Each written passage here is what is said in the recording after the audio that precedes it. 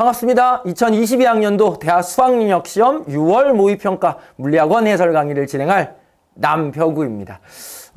작년부터 물리학원 교육과정이 새롭게 바뀌면서 평가원에서 총 4번의 시험이 치러졌어요. 작년 6월, 9월, 수능, 그리고 오늘 6월까지 이 4번의 물리학원 문제들 중에 오늘 치러진 문제가 가장 여러분들을 좀 힘겹게 만들지 않았을까라고 생각이 듭니다. 아주 신선한 유형, 새로운 유형, 이 문제 기발나네 이런 문제가 등장하진 않았습니다.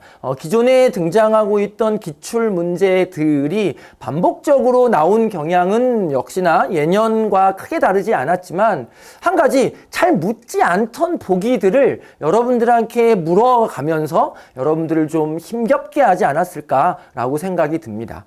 자, 해설 강의를 진행하기에 앞서서 전체적으로 문제들에 대해서 한번 쭉 훑어보고 시작을 해보도록 하겠습니다. 일단 작년부터 치러진 6월, 9월, 그리고 수능, 그리고 오늘 치러진 6월까지 보시면 전체적인 소단원들이 골고루 출제되어진 것은 크게 다르지 않습니다. 출제되는 문제들이 그대로 출제되고 있구나라는 것도 여러분들이 판단해 볼 수 있고요. 그 출제되는 문제 유형들도 거의 유사하기는 합니다. 그런데 하나씩 좀 더 여러분들에게 좀 소개시켜 드리고 싶은 건 이 4문제입니다. 바로 17번, 20번, 18번, 15번. 이 4문제만큼은 여러분들이 문제를 해결하는데 조금 당황했을 수 있을 거라는 생각이 들어요. 왜냐하면 잘 묻지 않던 내용들이 등장을 했거든요. 새로운 유형은 절대 아닙니다. 그런데 기존에 반복적으로 문제를 여러분들이 해결하다 보면, 기출 문제들을 반복적으로 해결하다 보면 이 문제 유형은 이렇게 해결하는 거야. 이 문제들은 이렇게 접근하면 돼. 라는 이런 스킬들을, 기술들을 여러분들이 좀 익힐 수 있었는데 요 4문제에서는요. 기존에 등장했던 다수의 문제 유형과는 약간의 좀 차이가 있었습니다. 그런 문제들을 제가 좀 더 꼼꼼하게 한번 좀 체크를 해드리도록 할게요.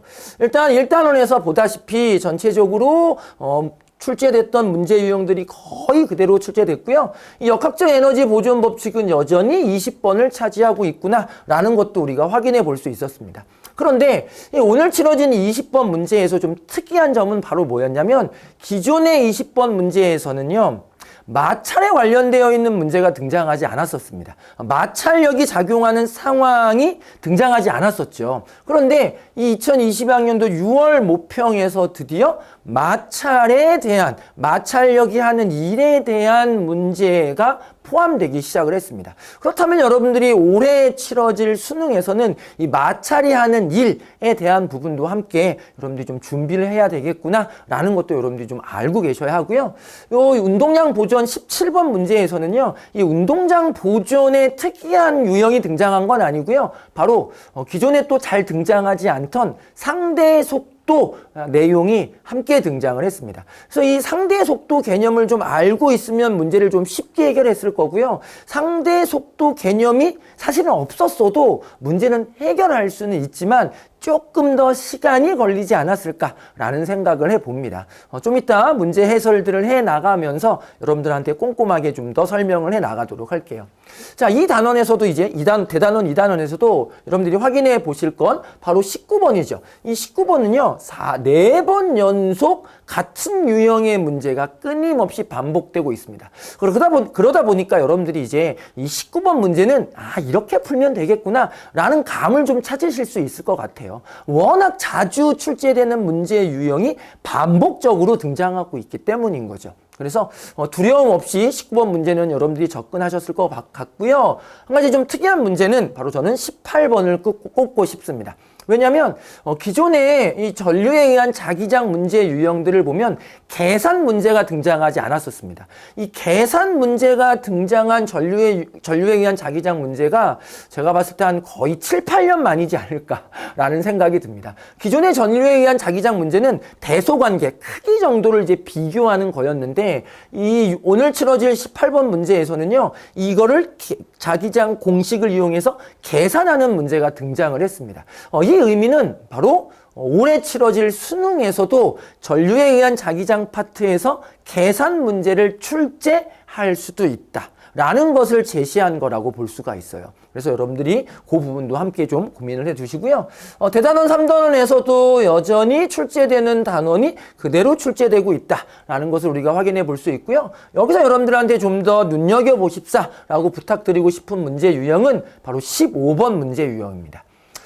기존에 이 파동의 간섭 관련되어 있는 문제에서 바로 이중슬립과 관련되어 있는 이 양쪽에서 파원이 존재하고 그 두 파원에서부터 파동이 퍼져나갈 때 발생하는 간섭무늬와 간섭무늬의 간격, 이걸 묻는 문제가 물리학 1에서 등장하지 않았었거든요. 그런데 오늘 치러질 이 6월 모평에서는요, 그 간격과 관련되어 있는 보기가 등장을 했습니다.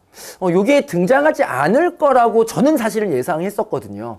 요 간격과 관련되어 있는 문제는 물리학 1에서는 등장하지 않을 거다. 물리학 2에서 등장할 가능성이 높다라고 저는 생각을 하고 있었는데, 이 6월 모평에서 아주 간단하게나마 이 간섭무늬와 간섭무늬의 간격을 비교하는 문제가 등장을 했습니다. 그래서 여러분들이 올해 치러질 수능을 준비할 때는 요 간격과 관련되는 파동의 간섭무늬의 간격과 관련되어 있는 내용도 함께 좀 준비를 해 주셔야 되겠다라고 좀 판단을 할 수 있어요. 결국은 이 6월 모평 그리고 앞으로 치러질 9월 모평은요, 수능을 준비하는, 수능을 대비하는 바이블과 같습니다. 그래서 제가 9월 모평이 끝나고 나면은요, 6월 모평과 9월 모평을 비교 분석한 강의를 제가 또 따로 마련을 할 거거든요. 그 강의를 통해서 여러분들이 수능을 준비하는 마무리를 좀 해 나가셨으면 좋겠습니다. 이 6월 모평과 9월 모평이 중요한 이유는 바로 수능을 준비하는 기본이 되기 때문이죠. 왜? 바로 6월 모평, 9월 모평 수능이 평가원에서 출제하는 모의고사이기 때문입니다. 결국 6월 모평과 9월 모평으로 이 평가원에서 이런 문제를 출제할 수 있어 라는 것을 제시하는 거거든요. 그래서 여러분들이 어느 때보다 어느 모의고사보다 중요하게 6월 모평, 9월 모평을 꼭 분석해 주시길 바라고요.